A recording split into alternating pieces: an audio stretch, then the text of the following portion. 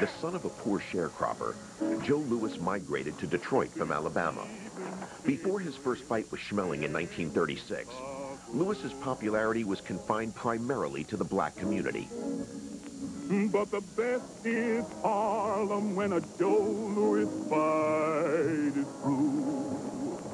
Civil rights activist Jim Brown. Black folks really loved him and used him as a champion, in a sense, against white people. Their one way of speaking up, to put him back. Louis seemed unbeatable. Black folks gathered to listen to his bouts on radios, seeing him as one who preached joyful deliverance with his fists. Fight fan Chester Commodore. Every home, the window was open, every radio was blasting, so you could go along the street and even hear how the fight's coming along. You could stop in front of somebody's house for a few minutes, but then you'd hear somebody cheering over there, "Get him, Joe, that's right, throw a left, throw a right." So you move on down to the next house. To me, I would say that was the original Walkman. Columnist Jerry Eisenberg. A good friend of mine who was raised down in Grambling, Louisiana, which is an all-black town, and he told stories of him sitting around the radio at night and listening and being afraid to come out after Louis won because of the Klan. You know, they would stay overnight and go back the next day. In 1936, Max Schmeling arrived confidently in New York for his first fight against the Brown Bomber. His arrival, however, was a stark contrast to his departure from Germany. Professor Dr. Lawrence McNamee. Hitler and the party simply didn't want him to go. Germany was race conscious, and they couldn't forgive him for A, fighting a Negro, and second, for fighting a Negro who everybody was saying the odds were 10 to 1 that he was going to be defeated by. Writer Sam Lacey. There were a number of people who rooted for Schmeling merely because he was white, forgetting the fact that he was a German and that Germany at that particular moment in history was trying to dismantle a whole idea of democracy. Joe Louis would suffer his first defeat. Berlin shortwave radio to overseas in English was having a field day as it broadcast the result of Joe Louis's shocking knockout by Max Schmeling in their fight. This proves, purred the Oxford English voice, that the Aryan is superior to the non-Aryan in the prize ring, just as he is intellectually. Lester Bromberg. Schmeling returned to Germany a hero. David Bathrick. He's offered this free place on the Hindenburg and comes back in the 50-hour flight from New York to Berlin. He comes back, and within the day, he's having tea in the Reichschanzlei. And they sat there together, Hitler and Schmeling and all of them, watching this unedited footage of this fight. 1936 Olympian Marty Glickman. It was important for Germany and for Hitler that Schmeling win that fight, particularly since, right after that fight, that Nazi myth of Aryan supremacy was simply smashed to smithereens by the great black athletes of America at the 1936 Olympic Games. In 1937, Joe Louis knocked out James Braddock to win the heavyweight championship. Germany expected Max to regain that title in their rematch set for next year. Author, historian, Randy Roberts. The same sort of philosophy of superiority that American whites felt during the era of the Jack Johnson fight is now felt by Nazi Germany. Max Schmeling is their hero. Max Schmeling is their Superman, Ubermensch. He's fighting an American, but not only an American black. People think that I'm going to the ring gun-shy.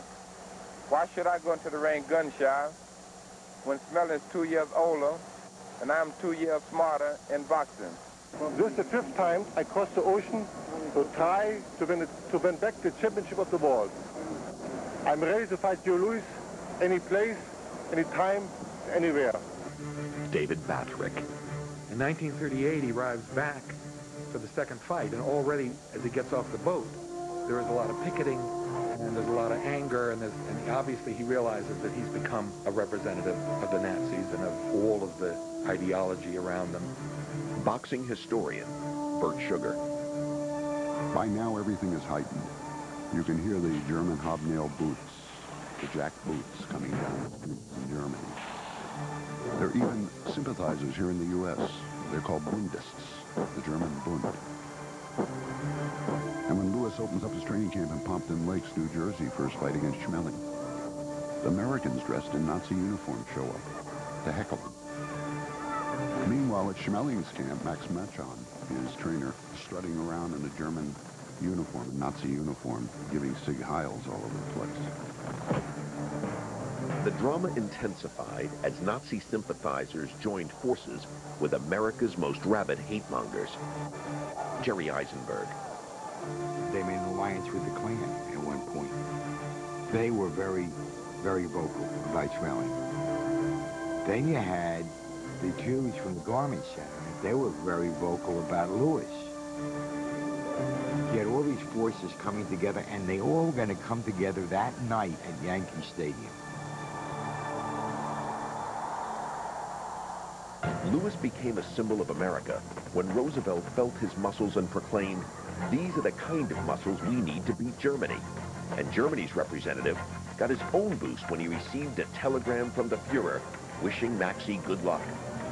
Max Schmeling had to be escorted from his dressing room to the ring by 20 policemen because people were throwing Coke cups at him and cigarette cartons at him. Joe Louis Barrow, Jr.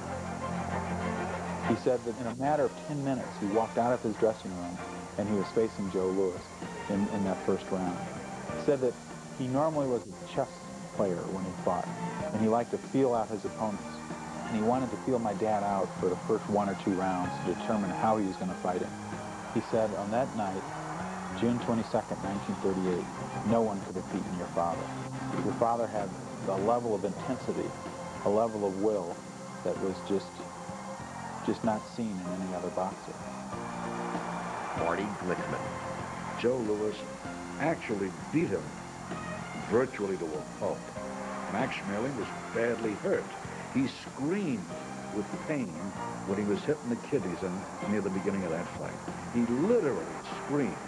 And then he was beyond any kind of relief after that because Joe had the upper hand and he just pummeled him.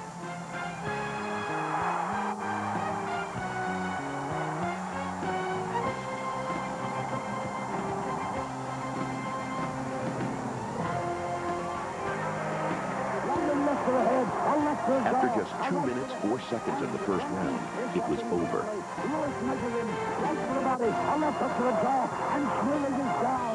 Joe Louis had successfully defended his championship and upheld America's honor. When my father defeated Max Schmeling, he emerged as a true American hero. It was a sense that allowed people who heretofore couldn't embrace Joe Louis because he was a black man. White America embraced him as an American hero. They all of a sudden said, this is an American who's holding up the flag for freedom and democracy. Marty Glickman. Coming back from Yankee Stadium that night, coming through Harlem, it was one huge party. The streets were jammed with people. Everyone was jumping with joy and shouting and yelling and dancing and singing, and it was unadulterated joy. Louis later volunteered for the Army and traveled the country conducting exhibitions and entertaining the troops. America was humbled by his commitment and his attitude.